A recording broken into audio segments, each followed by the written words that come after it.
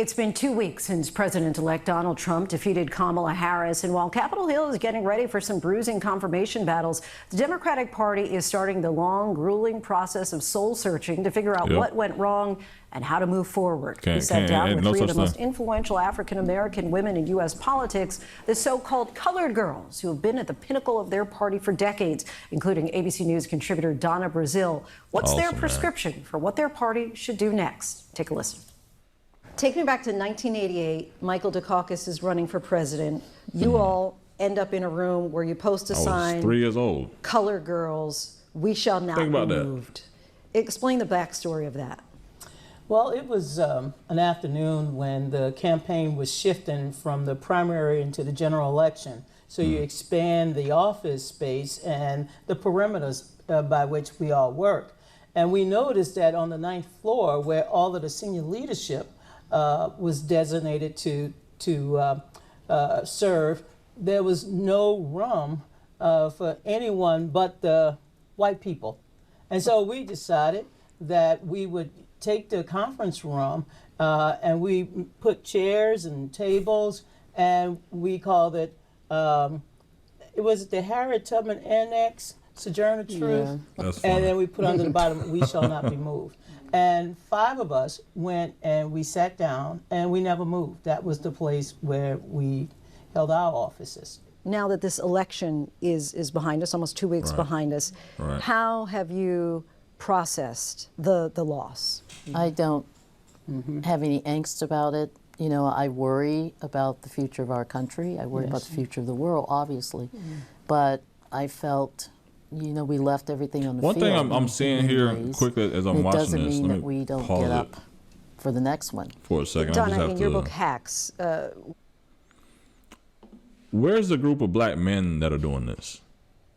Because if these ladies have been in this position or in this a significant role, and I've heard of the colored girls, and not to say it that way, I mean, you know, it's what they're called, right? But where is this group for black men that have been around since the 80s influencing politics? Because I think that black men narrative that they spun around this last campaign cycle, that doesn't happen if you have the brothers in the process that are doing the same thing. You feel me? So where are they, and where's the disconnect if they're not there? But let's get back into this because let's focus on at least staying on topic. We were talking about post-2016 election. You vowed that you were never going to let politics break your heart again. Have you been able to keep that promise? Yes. And I have learned so much from 2016. And we can go back to 2016 and see some of the same trends that we just experienced in 2024. The fact that we had to battle disinformation, the fact that we had to...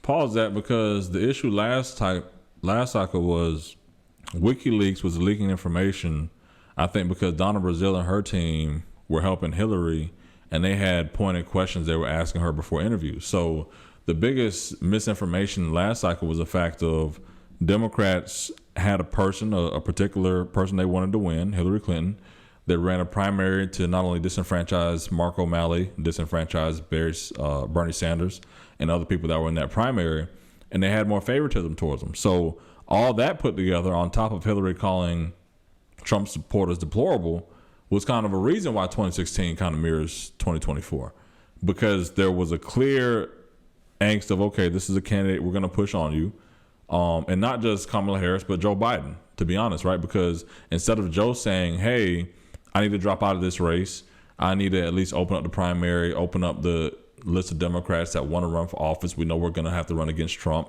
Let's at least get the economy in good shape. Let's get a good narrative together. Let's build a base of Democrats that can actually go support something, or not even Democrats, people that can go support, you know, our plan. There was no movement there, right? And I think a part of it is, in my notion here, in respect to these ladies here, I think there's a part of we need younger torchbearers to carry the torch from here, because if you've been carrying campaigns, respect to these ladies again, since 1988 and it's 2024, there's so much ingrained knowledge that we're losing each campaign cycle. And when we're not winning, we're not making adjustments. And when we're battling age, and we're battling father time, and we're battling, you know, how many days we'll have left on this earth because God doesn't give us an end date, right? It's a fact of what are we doing to maybe empower folks on the Democratic side or whoever to actually make a difference. And I want to get back to we're going to watch the rest of this. But my biggest thing just watching it now is saying, okay, cool, I get it, but how can we continue, or how can we make strides if it's the same people calling the shots for black voters, for black women voters, black men, black children, whoever, or whatever issues you care about? We need to change the leadership there as well, because it's not working. I don't know a simpler way to say it. It's not working, because the issue in 2016 is kind of quietly the same issue in 2024.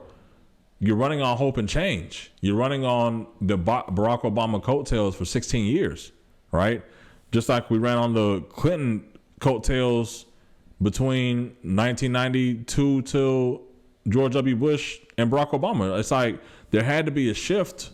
And until we realize there's a shift and what people actually care about and what they're voting for is it. Because, again, Obama didn't win on hope and change. He won on the economy. And people forget that. I think even President Obama forgets the fact of, or former President Obama forgets the fact of the economy.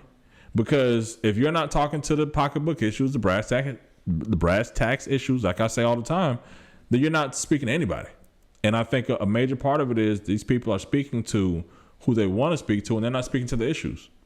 And that's the only synergy I could see between 2016 and 2024 is y'all don't care about the issues for real, but y'all getting paid. Battle the kind of apathy. The fact that we had to try to enlarge the electorate. My heart's not broken. My spirit is not broken. We have more work to do in terms of winning elections, building coalitions, and making sure we protect every citizen right to participate in the electoral process. I'm sure you all have seen, there was a headline that said how Kamala Harris burned through $1.5 billion in 15 weeks. Do you think that any amount of money could have changed? When you're looking in hindsight now, would the strategy have been different? I'm glad they said burn through, because if they had burned through and ended up with 500 million left, we would have been really angry. Yes. Remember in 2004, there were 15 million left over? Yes. We were Right. like, Yes. Right. And it showed some innovation, because they were just trying, there was no trail here. There was no path. No so model. you were just inventing as you go. And quite frankly, you throw things at the wall and it sticks and some doesn't stick. and See, that doesn't work for me and the American people, because if you gave me $1.5 billion, I'm not blowing through it in 15 weeks. And I get it. Even if I had to spend every dime of that, I'm going to win, because I'm going to invest in something that works. And the bigger issue is, and I get it, and again, all respect to these ladies and their contributions to politics, to the black movement, to black women across the board. But when we're looking at it is, we want to win, right? Serena Williams wants to win. Venus wanted to win. Tiger wants to win. Whoever wants to win, that's the mindset. LeBron James isn't investing $1 million+ into nutrition and his body just to lose in the NBA finals, right? If we're making that investment, we need to throw something that sticks to the wall. We need to go with the tried and true methods. Go back, do the mic and drill. Go back, work on your footwork. We need to do what's tried and true. Put that $1.5 billion in the streets. Get people on the ground talking about your issue, talking about, hey, let's get off of social media. There's no reason why you went to go talk to Uncle Luke. There's no reason why you went to go sit down with Club Shay Shay. There's no reason why even you went to sit down with Joe Rogan. You didn't do it. Or SNL. We're throwing stuff at the wall to say, hey, we need Meg Thee Stallion twerking on stage. We need Cardi B up here, not even talking about sex trafficking for former prostitutes and strippers. We need her talking about, oh, guess what? Give her a phone to read her shit, because she doesn't even know what to say, because there's nothing genuine coming from that. We live in a genuine society. And you throw $1.5 billion at the wall over 10 to 15 weeks and it doesn't stick, because guess what? You didn't have a plan in the first place. And not these ladies, the Democratic Party. And when you can't talk to the issues that people care about, they don't care how much money you throw at them, right? But for $1.5 billion, y'all could have went out there with a fish fry and gave everybody $100. Guess what? Damn, the election poll across the street, go vote. You might as well have bought the damn votes. That would have been better than blowing it and still losing, because it's not like, okay, this isn't like 2000 where you spend probably $1.5 billion and you lose by 500 votes. This isn't you spend $1.5 billion and you lose by a 3-pointer with 2 seconds left on the clock. This isn't you blow $1.5 billion and get to game 7 of the NBA Finals or game 7 of the World Series or the fourth quarter of the Super Bowl. This isn't blowing $1.5 billion and saying that. This is blowing $1.5 billion and not even making it to the playoffs. Not even having a winning record by fucking All-Star break. That's what this is. People, you could start a whole, the LA Clippers were bought for $2 billion. If you gave me 1.5, I would have went to go talk to Steve Ballmer and say, hey, let me get majority interest in this team. Because guess what? I have a better shot of winning an NBA championship with LA Clippers than me putting the $1.5 billion in the street and being president for Kamala Harris. That's what you're telling me. You cannot justify spending $1.5 billion in 10 weeks and losing by 35 points and not even making the playoffs. That's how coaches get fired. That's how GMs get fired. Come on, man. What are we talking about? Costly when you do that, but they did it. As Donna says, and Minyon's alluded to, we will know. Yeah. We will know. By and by. By and by. Right. By and by. When Let you it look go. at virtually every metric, I think that's the problem. It's like that's a disconnect between these politicals and the real world, right? The politicals are like, you know what? We just need to get to the next election. It'll be okay. We'll get to the next election. We'll get it right. We'll get the messaging. We're going to carry this torch since Mike Dukakis. And this is what we need to do to make everything work for these campaigns and elections. But guess what? It hasn't worked. It doesn't work, right? We can't continue to ride the coattails of Barack Obama and hope to win. That's clearly what's happening. Because if you didn't know, Mike Dukakis didn't win. George W. Bush won. No, Herbert Bush. George H. Bush won, right? So there has to be a point of saying, okay, you're laughing this off, but there's a mother out there struggling who actually voted for Kamala Harris because she believed in it. There's a father out here, there's a veteran out here with no arm and no leg, and they believed in it. Guess what? They're sitting here battling their prescription prices, their daycare prices, their food prices, what they're going to do. And yeah, some stuff is coming down. Thanksgiving's around the corner. You know what? We're going to be thankful for life. We're going to be thankful for what it is. But as you're traveling on your private jets or you're living in Martha's Vineyard or you're traveling and you're laughing about the next election, these people are sitting here hurting and they're mad like, damn, Donald Trump is really going to be president. That's what they're talking about this Thanksgiving. How do we let Donald Trump be president again? And you know what? They're not going to feel as dejected as they did 4 years ago or 8 years ago in 2016. What they're going to do is say, you know what? Damn, we're going to make it through. But these laughs after blowing $1.5 billion, that's what people are upset about. Like, how can I even be connected politically to people who just don't understand the impact of this on me? I cared enough to go out and vote, and y'all sitting here laughing at me now. Because guess what? We're on to the next one, by and by. We're on to the next election. I'm trying to get it next week. I'm trying to make ends meet. There's no connection between what you're saying and what you're doing because that's what's wrong with the Democrats. We have these Jack and Jill babies, these highfalutin black politicos in this process who don't give a shit about you. They don't give a shit about nothing you're doing. Because you know what happens? When they go back and they playing spades or sipping Hennessy at the end of the night after they got off the floor for leaving the House or the Senate, and this doesn't happen just in my state, this happens throughout every state where you have black electors or any political working, right? White and black, Hispanic, whatever. They go back, they smoke their cigar, they sip their Hennessy, and they say, you know what? Nobody knows what happens up here anyway. And that's the issue. Y'all laughing, but people care. But when people start to realize that y'all don't give a shit, they're going to take y'all ass out of office. But up until the point where you start giving people something to fucking give something about, until you give people a reason to give a fuck about what you're talking about, they'll never fucking vote for you. I hate to be so vulgar, but I got to be that real because this is what you're dealing with. You're dealing with the higher echelon of black people who said, you know what, I've done this longer than you've been alive, than you've been legally able to even write and read your name, right? I've done it so long that I know more than you. I've lost more elections than you. I've won more elections than you. But at the same time, I'm part of the reason there's a disconnect. Because think about it, there's no reason why these ladies will be working since 1988 to help empower Democrats, and black men are the narrative this past election cycle. That clearly means that you only care about the black female vote. I get it. Cool. We just now starting to vote at 37%. It's cool. But there needs to be a stronger enforcement of saying, okay, cool, where are the black men leading the charge? Because guess what? You sisters ain't helping us. And it's not, again, me. I'm not attacking these sisters. I'm saying, no, to be honest, y'all not focus on what we focus on, because guess what? You're laughing at it. You know what a man is saying? If he had $1.5 billion to take care of his household right now, how the fuck did you blow through $1.5 billion and we lose everything? Because the men that are thinking about providing for their families, they're losing sleep at night and losing their hair. They're getting gray hairs and they're losing hair, and they have high cholesterol and high blood pressure. And they're dealing with issues every day, thinking about how they're going to provide for their family, while the women sitting around here laughing at the fact of blowing $1.5 billion over 10 weeks. Are you serious? This is the disconnect. This is why we need more men in the process who actually understand the process and can sit here and articulate to the people on the streets and say, hey, this is what the fuck is happening for real. We're not going to sit here and let somebody blow $1.5 billion and lose, because guess what? If I gave you $1 million, if I gave any brother $100 right now, he could be able to stretch that and provide for his family.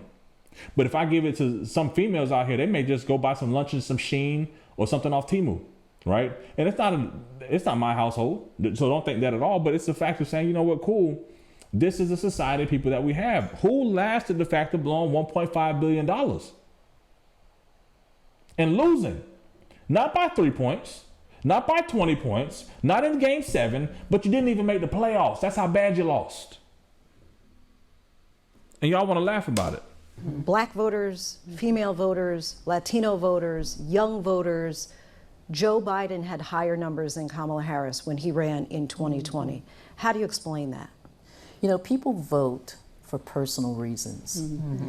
Their personal lives, what they're being affected by. Are they being affected by the cost of eggs, the cost of bacon, the cost of gas? Then you need to talk to those issues. You can't sit here and talk nonsense and bullshit to people if they're worried about this. If you know that, then why aren't you saying it? That's the point where, honestly, in campaigns, you deal with it. And I think anybody who's ever ran a campaign or been on a campaign, you felt it. It's the fact of saying, you know what, if you know something's wrong here, you deal with the shit, you change shit. There's got to be a point where you can't be Doc Rivers, you got to be Phil Jackson. You can't be Doc Rivers and lose up 3 games in the Western Conference Finals. You got to be able to make adjustments. And if the adjustments are, you know what, shit, if this is what people are dealing with, we need to talk more about this, because if we talk about this, we'll win. Because you know what Obama said in 2008? If we talk about the economy, we'll win. That's why George H.W., who did he run against? McCain? That's why they didn't want to talk about the economy. Just like Kamala didn't want to talk about the economy. Biden didn't want, they want, oh yeah, well, you know, this is coming down. This is, like, I don't feel that in the grocery store. Nobody feels that in food prices. Thanksgiving will probably be very remote and very condensed for a lot of people this year, because the price of food, even though it's coming down now, who's to say these people didn't have debt before that, man? What are we talking about? Are they being affected by what's going on in their kids' schools? Are they being affected by what's come through on social media? I don't think any of us should think we can sit here and say, this person voted because I failed to do this, rather than this person voted because they felt they needed this. She was trying to get to That honestly doesn't even make no damn sense. The people voted because they were looking for something to help solve the issues. You got to think about it. Most people are like, you know what? I'm going to vote my problems away, right? I'm going to vote for my sanctity, my safety, my hope, my faith, and prayers in America that the people I'm electing will take care of me with this vote, right? And if you're not saying anything to me, then why am I going to come out to vote? Why am I going to vote for what you're talking about if you're not saying anything that relates to me? If you're talking about transports and that's the only thing you're focused on is transports, and I have four girls who may have lost awards or scholarships or maybe a all-county selection because of your policies, I'm voting against that. And that's not my personal thing. I'm telling you the mindset of someone in America, what people may think. And if you're not connected there, of course you're going to lose. But when you have people, again, respect to these sisters for their impact on the process, but when you have people that are totally disconnected from average everyday people and they're advising people and they're not correcting the ship, then they're part of the problem. To as many people as she could. She had to prepare for a debate. All of these things, had to prepare for a convention. a convention and a debate. Think about this. Honestly, she was already vice president for 3.5 years. She had to prepare for a debate against a vice presidential candidate one way or another. She had to prepare against the possible priorities and policies of Donald Trump, regardless of how they improved in a vice presidential debate. How are you not prepared for a main debate against the main man? I'm not putting it on the woman piece.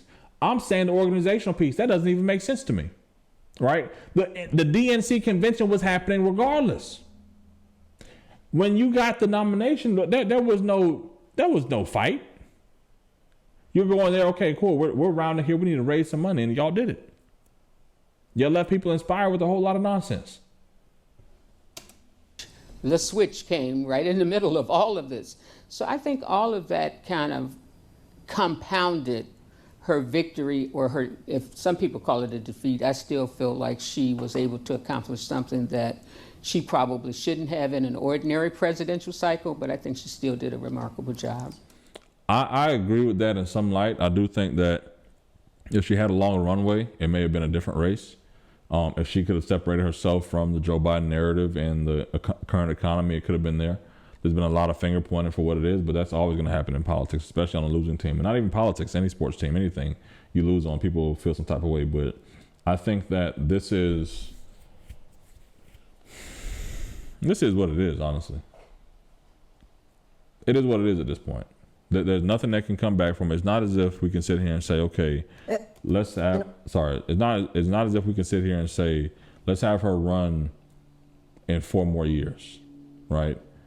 At that point, you have the governor of Pennsylvania, maybe Tim Walz, maybe some Democrat from Georgia decides to say, hey, I want to go ahead and run. Raphael Warnock could say he wants to be president next, right? If that all lines up to happen and line up the next 4 years, nobody's going to sit here and say, hey, yeah, we need to vote for Kamala Harris, because they're going to link everything back to the Biden campaign. But do I think it was successful to make that impact? It depends on what you run for, right? I'll tell folks, some people run to get elected. Some people run for the name ID. Some people run because they know that they're going to run something else in the future later. But when you're running for president of the United States, there is no higher echelon than that, right? That is the highest of the high, the leader of the free world, they would say, right? So you have to win. There's no, we're going to come back in 4 years. There's no, we're going to come back with our basketball and we're going to put up 10 more shots tomorrow. It's like, no, everything that we woke up for when we were running for Attorney General of California, everything we woke up for when we were running for Senate in California, everything we woke up for as we served the people in California prepared us for this moment. And we have to put up 10 more free throws. We got to put up 10 more shots, because guess what? There's no tomorrow. And we didn't even make it to the playoffs, baby. And even though, yes, it was a head-up race, and yeah, it came down to a 2-man race, but by the amount of money we raised, her campaign saying we, and the amount they lost by, that's not even that's not a finals blowout. That's a damn. We invested all this and we didn't even make the playoffs. That's how I equated it, at least, because I can go buy the Clippers with that money. Written in March of 2015, where it said the women, it was talking about you all, the colored girls, still view the largely white, mostly male Democratic political elite as detached from the problems of minorities. Fast forward almost. I look at them as detached from the problems of black men. 10 years, and you have, according to the... Respectfully, though. Respectfully. Because a lot of black women vote, but this narrative, again, doesn't happen if y'all invest in black men. Because we can't just focus on white men and Hispanic men and everyone else. We got to focus on what we got to fix within first, you know? That's how I feel. Polls a large number of minorities who said that they no longer trust the Democratic Party, especially when it comes to improving the economy. What is the disconnect? Inflation was the devil we could not bury. It wasn't, look, Joe and Kamala, I believe, they've done a fantastic job in bringing us back from the brink of helping the American people with really good investments in the economy. But we were talking jobs, and the voters were saying cost of living is too high, the rent's too high. So why don't you make the damn adjustment? Because there's nothing you could do. You have to own the fact that this is your economy and you can't fix it. And at the same time, the federal government can't fix these issues. Because if they could fix it, it wouldn't happen in the first place. Cost of grocery and gas. And I think that's the big disconnect that we could not wrestle with. It doesn't even, but if you think about it, do you see how that doesn't even make sense? If they're talking about jobs, and people are talking about the cost of living, the cost of rent, the cost of everything just to survive, that means that you're not listening to the people. And you're admitting it here in this interview. And that's the disconnect. So that even tells me that, okay, cool, if this is how I'm running a campaign in a tight window, Democrats, and we can't change anything, that means that you're not listening to people on a regular basis. You don't give a shit on the regular. Democratic Party need to be rebuilt. Of course. Whenever you have an electoral loss, you have to look at the carnage of the debris, sift through it, see what worked in North Carolina, where all of the Democrats on the statewide ticket won, but the vice president fell short. We have to look through everything that worked and didn't work. And you know what? This is a party that came back after a 49 state electoral loss in 1984 to electing a black president with over 330. Wait a minute. Did she go back to 1984 and then equate that to 2008? Wait a minute. How? Ain't no way. You know what? This is a party that came back after a 49 state electoral loss in 1984. In 1984. I was born in 85. Obama was elected when I was in college. Is that the kind of rebuild we're trying to get here, Donna Brazile? This is exactly why we need new leadership in the Democratic Party. Again, respect to the colored girls that lead the Democratic Party since Dukakis in 88. But do you even hear yourself? You electing a black president with over 330 electoral votes in 2008. We're going to learn, and we're going to rebuild, and we're going to be stronger. You're talking about almost a 20-plus year gap to fix it. That had Bill Clinton in it. That had 2 George H.W. Bush presidential races in it. It made it really feel that, 8-year terms were a presidential standard at one point, right? Until these last 3 presidents. Trump, Biden, Trump. I don't agree with this. If you go back and do any research, what you're going to find, especially when you lose, we didn't talk to the working class. Minorities didn't come out. It's the same language, but here's the fundamental difference. Get in the game. Get in. The Congress people have more power than we do. Well, get in the game. That's all you have to do. Stay in the fight. The party doors are open every day. Get in the game. No, they're not. No, they're not. No, they're not. The party, the Democratic Party is like a fraternity party. If you're not a member of who they feel is important, then you can't get in. If you don't raise money for the Democrats, you're not important. If you're not an influential member for them and speaking about LGBTQ issues, environmental issues, white liberal issues, progressive, super progressive issues, then these Democrats don't want to hear from you. What are we even talking about? That is part of the problem as well. It's like, come on, what are we listening to honestly as people? Are we listening to this nonsense? Because to me, I don't need to be elected to make change. I can help influence change. I can help impact change. But I'm just sick of this narrative, bruh. It's frustrating as shit when people don't make sense when you really think about what the fuck they saying. Respectfully. Cabinet is on track to be the least diverse of this century. Do you have a particular concern for people of color in the next 4 years?